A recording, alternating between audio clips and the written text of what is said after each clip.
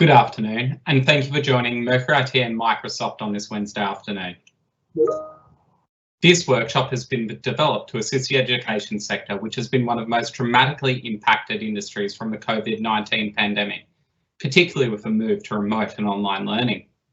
This is why we wanted to show our support to this city's and the wider country's education sector by partnering with Microsoft and delivering a tailored workshop for educators, industry figures and key staff to assist them with the move to remote digital pedagogy. Leading technology strategist Dan Bowen is hosting this session as he seeks to showcase how the education system can continue to successfully adapt to the changing environment and deliver effective and engaging digital pedagogy.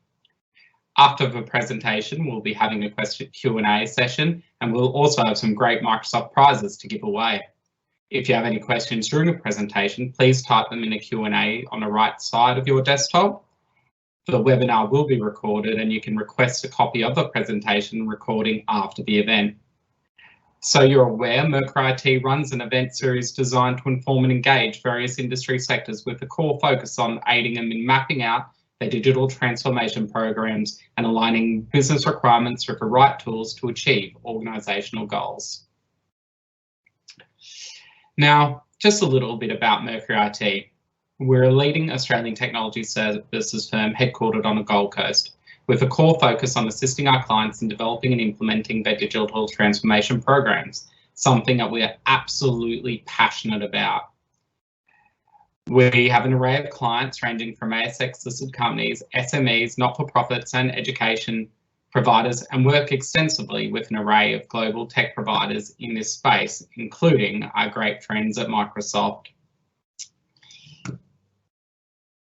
We assist our clients in an array of areas covering cybersecurity, IT consulting services, IT solutions, IT managed services, and cloud services, as we seek to provide a holistic approach to their digital transformation journey and ensure that they have all of the answers to any questions that they may have, and that we're aligning their technology solutions with their business goals.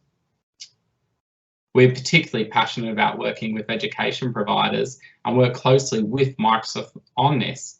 We work across areas such as remote school support, MS Teams support and training, assistance with securing Microsoft Teams, assistance with security policies, video policies on Teams, technical questions on Microsoft Teams, managing your licenses, managed services, purchasing hardware and software, IT services and project management, IT planning and strategy, and IT consulting services. So we very much can ensure that we're delivering a product or service that suits your varying needs and aligns in ensuring that students get the best outcome. Now, that's enough from me. I'm going to hand you over to Dan right now, and I hope you enjoyed today's session. Thank you very much for attending. Hi folks, I'm Dan. I work at Microsoft and I'm an account technology strategist. Probably know quite a lot of you listening to this webinar at the minute, and we're just going to talk about some of the pedagogies around remote learning and hopefully share some things that we've learned over the last couple of weeks around what schools are doing and how you can utilize our technology to drive that. Next slide.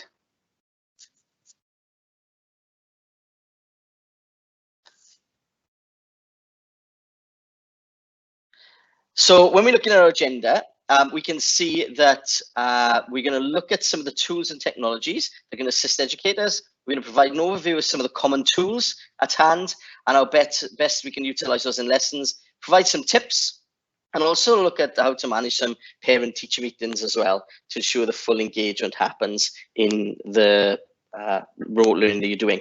So when we're looking at Microsoft Teams specifically, a lot of you are choosing different types of technologies. Like my kids, for example, they got an array of tools that they're using at the minute in remote learning.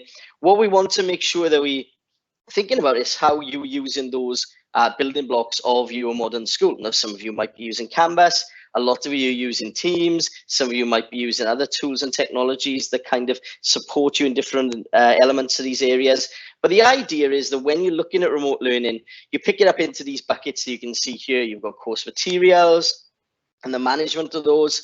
You've got actually the way you create those teams and how you can automate some of the tasks. You've got some of the video content that you can drive as well. So for example, when you are looking at some of the tools and technologies out there, which are doing video conferencing, for example, then it's also not only about the video conferencing facility, but it's also about how people collaborate and whether that video is available longer term. So we're doing this in, for example, a live event at the minute, and this video is available for you to then watch over and over again, you know, as many times as you want, to kind of listen to some of the content and follow the directions as we go. So video content is quite important, and we look at that a little bit later as well. Also, inclusive learning, very, very important for us, especially with all of the learners. When you're doing remote learning, it's not just the technically savvy students you got to focus on. It's also about including everybody. So the students with visual impairments and the students with disabilities, very important that we kind of cater for those. Also, the big chunk is around assessments and assignments as well, how you set work, how you mark work, how you make that useful for your teachers. And actually make it more efficient for them to get some of this stuff done, because remote learning is one of those things that everybody's new to. A lot of you are already driving some of these strategies in your schools. So it's kind of honing in on that over the next, you know, couple of weeks, months, years, to drive really good blended learning approach. I think what this current situation, this pandemic, is doing is allowing us to think about what technologies we use and how we implement them best in the classroom. Connecting into those assessments and assignments, it's also around, you know, that planning and calendaring. I was just speaking to some colleagues earlier on today, just from my own experience. You know, some of my kids are struggling at the minute with the fact that they've got multiple lessons that they're doing and actually multiple assignments due on varied days and weeks. And you know, it becomes quite hard to manage, you know, especially if you're in a high school. So students being able to kind of manage their day and actually calendarize a lot of that is really important. And then from a teacher point of view, also analytics for personalization and development.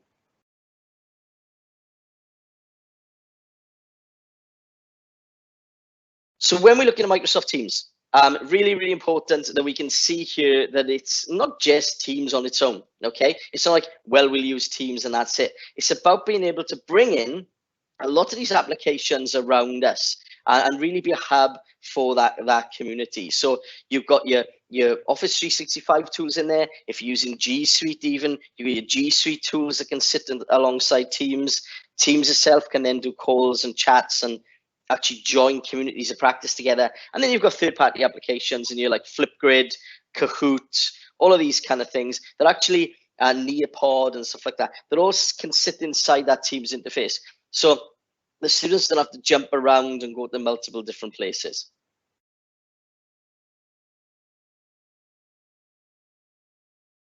So when we're looking at collaborative classrooms, really, really important. We're thinking about the way students actually stay organized. You can do that around tools such as OneNote class notebooks, and you can actually organize the content the way you want. If you haven't seen OneNote class notebooks, we will share with you a lot of links from this presentation today. OneNote class notebooks is a way that you can actually curate content specifically as a teacher and send it out to students, and you can see the work that they are doing in real time and actually mark their work and things like that. Similar to like a Uber Google Doc or Word document where you might be collaborating in one particular place. But what OneNote allows you to do is also annotate if you're using a pen-enabled device, and really good for engineering, maths, science, and language education. And it's really about trying to, it's not only about when you're thinking about remote learning, yes, it's about delivering content, but it's also about empowering that student voice. What are we doing in our communities, in our schools to support well-being? Do we have areas within inside Teams, for example, to support students and support some of the teachers, which are maybe supporting students' well-being in a wide variety of contexts? So making sure that Teams is your kind of area to collaborate, not only academically, but also across that well-being side as well. Obviously, one of the key selling points of Teams, you know, not that you need to sell it because you all pretty much licensed for Teams across your entire estate. It comes with your Microsoft licensing, is the fact that you can get Teams. You know, I've got an Android mobile phone. which just disappeared on the video feed there. But I got Android mobile phone. You know, you got Teams on there. You got Teams on your iPad. You got Teams on your Mac devices. You got Teams in the browser. So it's all about trying to kind of be equitable to the students that we are working with and the staff that we're working with across a multimodal element of devices. So what we're going to look at today is, so now we know what Teams is, and what we see as Microsoft as our vision as a hub, that collaborative hub. We're now looking at what we're going to do before, during, and after these teams. Okay, so when we're setting it up, what do we do before, what do we do during, and what do we do after? So let's look at before. So things to think about, and you can come up with your own checklist here for your school, but setting up your virtual space, partners like Mercury IT can help you with that. Thinking about all of the things in the back end as well around policies and who can do what.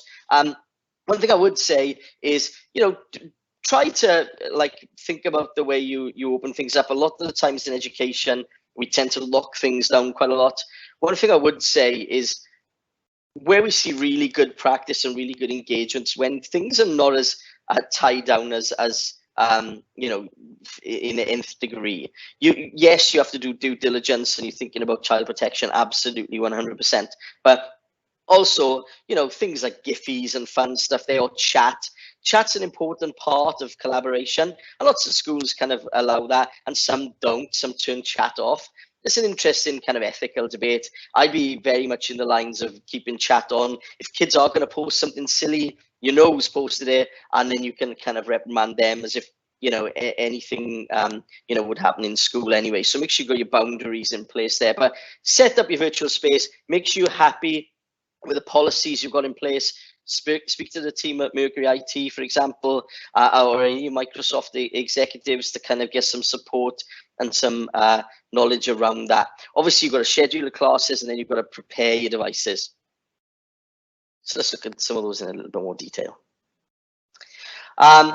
When you set up teams, if you're in an education tenant, an education environment, we call it tenant in the Microsoft kind of lingo. There's several types of teams you might want to create. You can see some of the information on the screen here. You can have up to 5,000 members in your team. We do have really large teams in some large jurisdictions. For example, in New South Wales Department of Education, we've got a staff room team, where staff can go and talk, for example. So you can have multiple teams across your environment. And it might not just be, like I said earlier on, about focusing on the academic side to it. There's also multiple types of teams you can create. The majority, when you're working with remote learners, are class teams. That means students can't like jump off that team. They're a member of that team. They can't leave. It's an invite-only team, and it's hidden from the global address list. And then class materials are in a folder. You also get a OneNote class notebook set up with that, and you can customize your team. But that's where most people are going for their teams in the classroom. In terms of staff and you know, learning and things like that, because staff also need to do some of their learning. You've got professional learning communities where you can join, you know, groups together talking about assessment or whatever it might be, or you might have a coding club or a Minecraft club.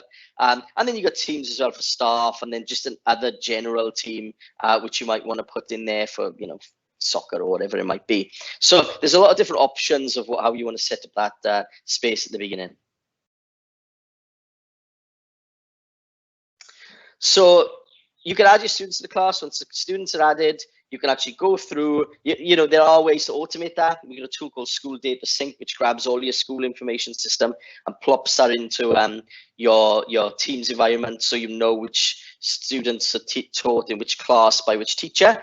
But lots of people are managing this themselves using self-management, so setting up a team and adding the kids to that. Or you can create a team and then just send out an invite link via an email, or send them a join code. So there's multiple ways to do that. Talk to your IT teams about the best ways to manage your classes long term. This, you know, Teams isn't just for Christmas. This, you know, Teams is not just because of this pandemic. Teams is something you only use long term. So having a long-term strategy around how you're going to manage those teams are really important. Again, talk to Mercury IT, talk to your IT teams, and have some discussions around how you want to make that sustainable for the longer term. This is quite a good little tool. Announcements. You probably know this, but just in case you don't, when you've got set up your team, you have a general channel here, which you can see on the screen, and then several channels underneath that. One thing I'd say is that, obviously if there's, for example, an assignment due, you can do an announcement, and that then will appear as a message in the Teams interface or on their mobile phone, for example. You can turn off your announcements and things if they start to get annoying. If you're a member of 40 teams as a teacher, you can turn some of those off. But it's really important if you need to get the attention of people and draw students to the top of a thread, because people can get lost in conversations. Just sending them an announcement to say, hey, don't forget your assignment to do this week. Really, really useful to do. I mentioned earlier on OneNote Class Notebook, you can see a little video here of this happening. Once you set up a class team, you can go into class notebooks. It'll ask you which notebook you might want, or do you want to start one from the beginning? And it's actually allowing you to bring content in from a OneNote notebook that already exists. OneNote, really, really powerful tool. I won't dwell on it here, but it's really, really good for students who are remote learning, because they can really share their thoughts on that and kind of drive really interesting learning opportunities. There's also some really cool things in there you can do in maths, which we'll do in another webinar in the future, but there's some fantastic things you can do around AI inside OneNote with maths teaching. So obviously another thing you can do inside Teams, and I don't want to make this another thing and another thing, but these are our learnings from the Mercury team and Microsoft team. Some of the things that we see in a lot of now, people submitting homework via Teams. When Teams was first, kind of created, it was very much around that communication and collaboration element. And we've added Teams assignment and rubric setting over the top. So there's no reason why, if you wanted to create an assignment, set that to your students, and then actually mark that automatically and assign rubrics to that, you do it all inside the Teams application. So assignments, really, really powerful tool, worth looking at. Some people have been doing things in different tools and technologies. So you might have a different LMS, so you might want to do your assignment setting in your LMS, but lots of schools are picking up on the Teams assignment experience now and really trying to drive some great outcomes through that. So just generally here, there's lots of links, to share with some of your teachers in the back of this deck, which we'll share. But, it's really important to think about, the communication and collaboration elements of Teams. There's subject-specific tools, for example, things like you can embed ClickView into here, you can embed Kahoot and those quizzes into Teams.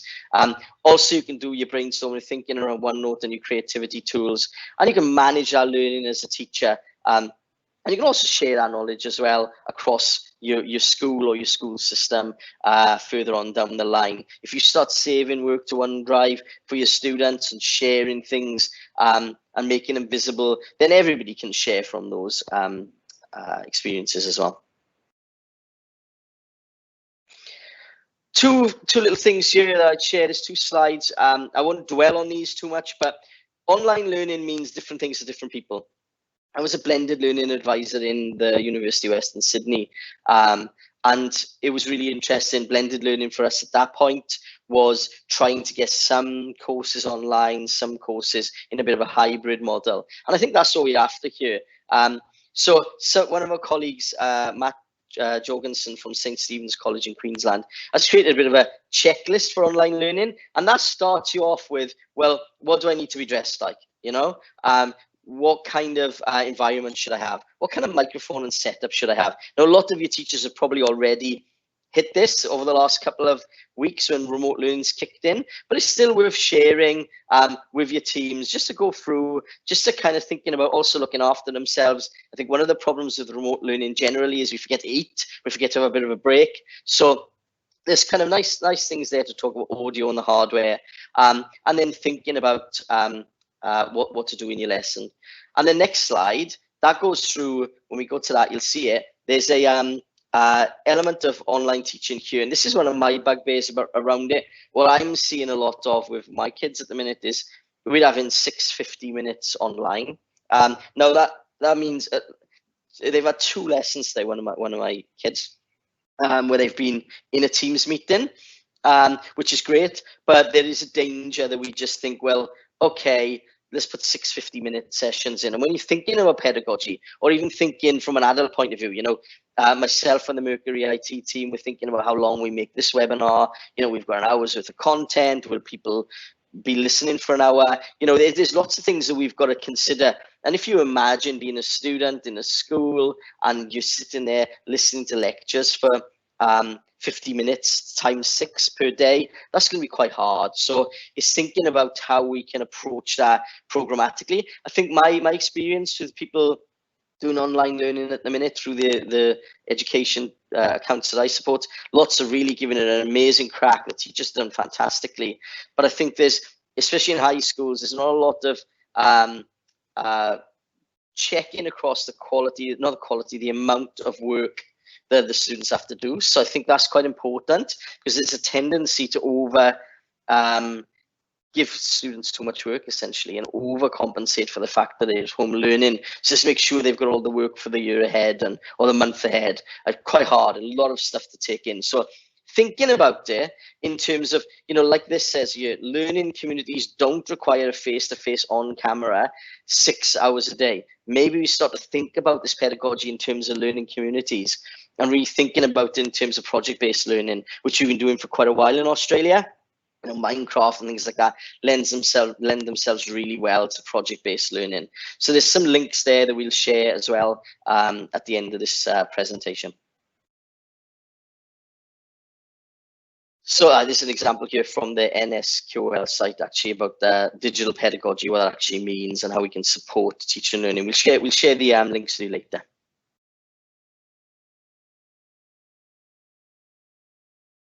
Okay, so now we've talked about the before. You get Mercury IT to help you, you get your IT teams to help you. It's all set up, you've thought about your pedagogy. Now we're thinking about presenting and recording your sessions. So next slide, please. Sorry. So when we're looking at meetings, okay, you'll see 3x3 video landing soon inside Microsoft Teams. There's a little bit of debate around whether students need cameras on, cameras off, where that engagement is. Some of our competitive solutions in market there might have, you know, 90 people on the screen at the same time. There's the way Teams works, it tries to focus on the person who's talking, but there is a 3x3 grid landing, so you can see 9 people in your cohort, and then actually you can we're working on that roadmap long term to increase that. But there is a thought process around whether you need students to have their cameras on. Some people might not like that. They might be in a dodgy setting, for example. They might be embarrassed about their bedrooms or wherever they might be working from. They might have a really loud house. So we have to be conscious of all of that. So, you know, like we do in enterprise meetings, think about the protocols you'll have around that. You can have up to 250 attendees live, and I think that's been increased to 500. And then you can also run, like we're running here, live events, which can have up to 10,000 people attending if you wanted to do like a school assembly, for example, and it's much more one way. So this is one thing that really I care for a lot. This sort of accessibility in Teams. Really, really important that you know about the Immersive Reader tools. There's several areas within inside Teams and our other technologies that can support you here. Immersive Reader is one of those. Inside your chat, inside Teams, you can click on your 3 dots, ellipses, and actually you can actually put your Immersive Reader on. So if you're in a conversation inside your team, and then Immersive Reader, that sits inside Word, OneNote, it sits inside Edge browser, it sits inside Teams, and that allows you to, as you can see on the screen here, change the font color, the background color, the size of the font. It reads the words to you. It actually highlights verbs, nouns, adjectives, all kinds of stuff. It puts picture words in there as well. You can see if you click on the word found, it's showing you a little picture for that. So it's a really fantastic way to help those learners who struggle to read, struggle to access the content, and they might have a comment in chat and they just, they can't read that. So it'll read it to them. You can change the type of voices, then the speed. For dyslexic learners, you can change the background color, like I said, to black or green or whatever color you want, and you can change the contrast colors on the text, so it makes it easier to read. So you can really focus in on getting kids access to the technologies. It's all very well everybody have access in Teams, but if they can't read and they can't interact with that, then it's very difficult for the students. So that's called Immersive Reader. We've also got inline translation across all of our apps. You have live captions in meetings as well. Really important. You can put the captions on, so you'll read it out across the bottom for those students who might have a hearing impairment. There's accessibility checkers built in. We've got inclusive maths tools in OneNote. Also inside PowerPoint, you can also have the PowerPoint translator tool. So you can actually present your PowerPoint to multiple audiences of multiple languages, and you can actually really connect with them in that particular way. And you also get transcripts as well. So one of the good points with Teams is if you do a meeting, you can actually access that recording afterwards, and we'll talk about that in a second. So there's the inclusive classroom tools I just mentioned earlier on. Covers all of those areas of learning. And there's an example of us being in a browser here on a website. You can click on your translation tool. Edge browser lets you translate from multiple different languages. If you're not used to, or if you've got students who are from different languages and you're not used to using Edge, get them to install Edge browser. Make sure they use that. I know it's a default of lots of people just to jump into the default browsers they get or download Chrome, but use Edge. It's got all of your translation features inside it, and it's got Immersive Reader built in. There's some interactive guides for you for inclusive resources. You can have a look through those, and again, reach out to the Mercury team or your Microsoft team, and we're glad to help you with that. And that's the range of the languages and resources that are available in the Microsoft Immersive Reader. Okay, so now connected to your community. We've got our team, we know what it is, we've set it up. Now we're thinking about how we can communicate with parents. So again, Teams meetings, the best way to do that for parents is to set it up inside your calendar, inside Outlook. Set that up as a meeting, invite your parents in, do it that way. You don't really want to go to the effort of setting up a live event or anything like that, or setting just meeting now. It's better for the parents and for yourselves to set up a actual time in the calendar, add them to that, and then you can actually really just share that out. Again, for the community, you can also invite guests in. So you may have, say, for example, a technology professor from a university or somebody that works in healthcare. You might be inviting some professionals into some of your lessons. You can invite guests into your team, and you can actually really get them to collaborate in there as well. And then you can remove them. They get into that team, you can manage what they're doing, and then you can remove them from the team, and then they gone. They don't like lurk about in your system or anything like that, because you obviously want to have duty of care around that. And then obviously, like we're doing now, live events. We've seen lots of schools doing assemblies at the beginning of the week, and they might run those through live events. Now the live events like we're running now, very much one way. You can put Q&A in the question answer elements, but you can utilize these live events for much larger audiences, and then you can produce them as well. So you can actually manage the video feed yourself. So we've got Haley at the minute, who's actually managing the video feed for this particular event, and she can specify what you see at the minute. You can see the PowerPoint and myself, but she can specify all of that as she goes. So these are some tips for synchronous parent meetings. Use the Meet Now call feature if you want to for students, if you want to catch them quickly and speak to them. For parents, set the meeting as a calendar invite. Ask students to join when they join meetings, but one tip for us as well is to make sure that you make sure they're on mute, and also blur the background. We've got AI that sits in the back of Teams, like you can see here with me. It's put Minecraft in, so you can't see my kitchen, but you know, they can blur the background so you don't see any people walking in the background and things like that. You can use Microsoft Translator, so you can send any of the English as additional language students a translator IT link. So essentially you can set up the translator on your mobile phone, and you can actually get it to translate in the language of their choice. You can send them the link, and then they can actually read the translation on their mobile phones. So that's an interesting one if you've got lots of parents with additional languages or not English as their first language, for example.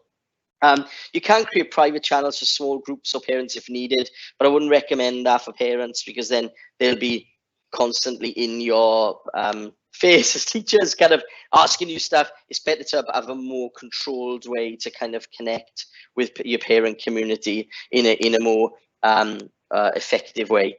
And then when you end meetings, it'll remove everybody and finish the call. That's a new feature that we've added recently, so that's another good tip. So we've talked about doing the presentation. We talked about all the pre-work. When we're doing this, some top tips that we'd suggest there. What do we do afterwards? So let's have a look. So we can access the meeting recordings, we can view responses, and we can continue to chat. So let's have a look at some of those in detail. This is really important. Do you want to record your meetings? Very, very important that some people are recording their meetings or their lessons so students can watch it back. A lot of our competition in the market there don't let you record them, or the recordings are deleted after a certain amount of time, or you have to pay to record them. With Microsoft 365, you've got access to a service called Stream. That's like, think of that as your internal YouTube channel. And what that means is that after you've done a session and you've recorded it, it automatically gets put into Stream, and then the subtitles are there, your transcriptions are there, which you can search, and then you can have a whole heap of videos in there to support your learners over time. So really, really important. Think about Stream. You know, you don't want to record every single session you do, but yes, you should start thinking about that big time. So this is an overview here of Microsoft Stream. Okay. Well, not Stream, Teams, sorry, again. So when we're looking at this, this is talking about afterwards. So after we've done all of the preparation and all of the work that we've done here on Teams, then one of the things you can do is look at some of the analytics. So these are some examples of analytics you can get from your team. Okay, so you can get your grades, you can get the people who've passed or got your on-time assignments handed in. You can get the average time that they've been waiting for feedback, so the time between the students submitted it and the assignment being returned by a teacher. And you get the communication activity that's happening inside Teams as well. And we've got an attendance element coming out very shortly as well. There is a third-party GitHub repository that you can use at the minute, but don't use that just yet unless you really need to. Wait for the attendance element to drop. But yeah, there's some really cool things you can do as a teacher to get analytics about what you've done. So this is looking at these in a couple of years. I won't dwell on these too long, but this is your gradebook. You can see here that there's the students on the side, and then the different marks they've got going across the top.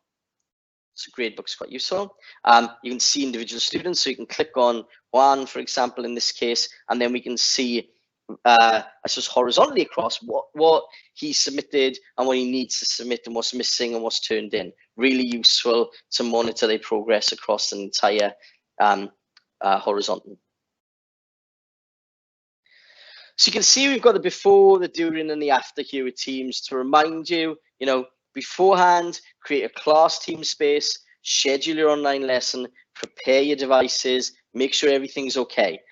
After that, when you're presenting, make sure you're thinking about the pedagogy, make sure you're thinking about the content you're going to present, and then manage those conversations and things that you've got inside there, and record your session if you need to view that later. Afterwards, think about the analytics you've got. What can you use? What insights have you got to improve learning for next time? And are there any elements that you want to actually look at there, for example, around chat? Are there any polls? Are there any conversations? Are there any videos that you want to share out? Are there any extra insights you've got after the actual session itself? If you're doing Teams meetings, so the first slide there was a class meeting, so that's a classroom. These are some contents around Teams meetings. So if you were meeting with your professional learning community team, for example, these are some tips for you to do for them. And they're all very similar. You know, it's about scheduling your meetings. Make sure you put in your agenda into the invite. There's lots of practices that we've got around remote learning and remote working generally. So don't only think about remote learning and pedagogy just for your students, also think about it for your teachers and all your staff as well. So it's good practice to get into these things as best you can. Obviously, again, recording your sessions and managing conversations and collaborating, really, really important during the meeting. And then at the end, again, accessing and giving access to people to those meeting recordings and transcripts, so that if somebody has missed a staff meeting, they can go back and find that out. So let's look at some next steps. We've put together some resources here to kind of highlight what we've discussed today. There's a aka.ms, so that's our kind of equivalent to bit.ly URL shortening. So if you go to aka.ms/remote learning 365, that takes you to some really useful resources to share and with your staff around using Office 365 in the remote learning space and collaborating remotely. aka.ms/Microsoft Inclusive Classroom takes you to all our resources about inclusivity, Immersive Reader, and all of the lovely tools around there to support you, from PowerPoint Translator to your Immersive Reader inside Edge and Word. Then we've got some teacher guides. So there's some lovely one-pagers in here which show you, and I tried to show them in the PowerPoint here earlier on. Those at a glance sheets, you know, this is what a class team looks like. This is what a staff team looks like. And there's arrows pointing at them. Really kind of useful to help you get up and running, like a one-pager about each thing. And also lots of little guides inside there. You know, if you're a teacher and you want to set an assignment, there's a how-to guide for that, for example. And then what I'd suggest you do is go into education.microsoft.com and then register. That's our site with all our professional learning on it. You can actually gain badges and points inside that community, inside that environment.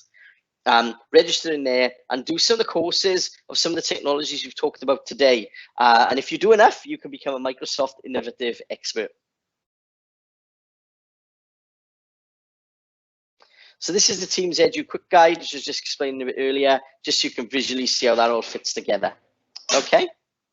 And some further learning here around running your own PD in school, and then also some micro PD and webinars. One thing I would say, make sure you reach out to the Mercury IT team and your Microsoft team. We're here to help you in this current crisis, but also this should be a turning point for us generally to think about how we manage learning remotely and start to walk towards blended learning in our schools over the next couple of years.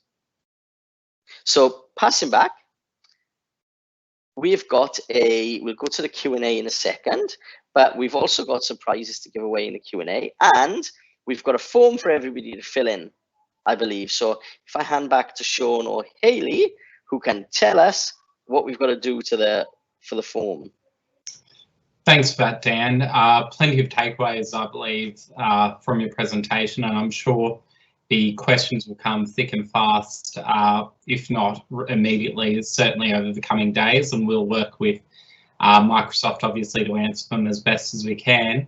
I just also want to note for all attendees that this has been fully recorded and will be sent to everyone so they can run through the presentation in their own time. And we will, at Mercury and Microsoft, will obviously work as best as we can to address any questions you might have arising from this presentation, because there certainly were some very key takeaways, I think, in terms of how to effectively engage students, utilizing Microsoft Teams as a tool, but also the tips from even how to work with parents and other key people in terms of the educational process, during this time. So on behalf of all attendees and Mercury IT, I just want to say thank you very much, Dan, for your time. And yes, no problem. Questions? Thank you.